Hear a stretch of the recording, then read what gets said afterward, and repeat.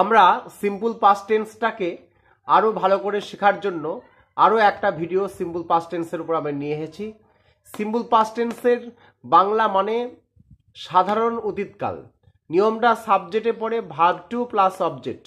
যেমন I called you, আমি তোমাকে ডেকেছিলাম। এখানে কল ভার্বের 2 নম্বর রূপ লেখা আছে কল্ড, আমি তোমাকে ডেকেছিলাম। ঠিক একইভাবে দে সাবজেক্ট, ওয়াস্ট হচ্ছে ওয়াশ ভার্বের 2 নম্বর রূপ। দে ওয়াস্ট, তারা ধুয়েছিল, দে আর কার, তাদের গাড়ি। আমি নিচে 1 নম্বর 2 নম্বর 3 নম্বর লিখে দিয়েছি।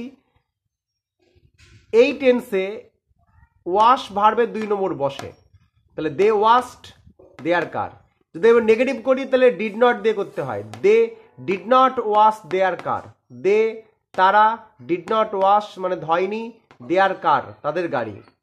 এরপরে রয়েছে লাস্ট ইয়ার মানে গত বছর, উই ট্রাভেলড টু জাপান, গত বছর আমরা জাপানে ভ্রমণ করেছিলাম। Last year we travelled two Japan. The worker finished their work, the worker মানে কর্মচারীরা, ফিনিশড মানে শেষ করেছিল, দেয়ার ওয়ার্ক। আমি এখানে এই যে ফিনিশ যে ভার্বটা রয়েছে তার 3টি রূপ লিখে দিয়েছি। ফিনিশ মানে শেষ করা, ফিনিশড মানে শেষ করেছিল, ফিনিশড। তাহলে আমাদের লাগবে 2 নম্বর এই টেন্সে। The worker finished their work, কর্মচারীরা তাদের কাজ শেষ করেছিল। তারপরে দে স্যাট, তারা বসেছিল, অ্যাট দ্য বিচ মানে সমুদ্রের তীরে, অল ডে মানে সারাদিন। এখানে দেখো ওই যে স্যাট শব্দটা রয়েছে, এর বাংলা মানে বসেছিল। সিট মানে বসা, স্যাট মানে বসেছিল। যদি বলি আমি বসি তাহলে আই সিট, আর যদি আই স্যাট বলি আমি বসেছিলাম হয়ে যায় মানেটা। I found my pen in my pocket, এখানে আই ফাউন্ড হচ্ছে ফাইন্ড ভার্বের 2 নম্বর রূপ।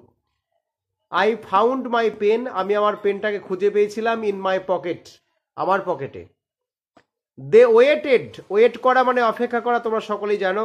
দে waited for 1 hour, for 1 hour মানে 1 ঘন্টা তারা অপেক্ষা করেছিল। We talked on the phone, আমরা ফোনে কথা বলেছিলাম। TALK, টক মানে কথা বলা, এখানে ইডি যোগ করে 2 নম্বর রূপ করা হয়েছে।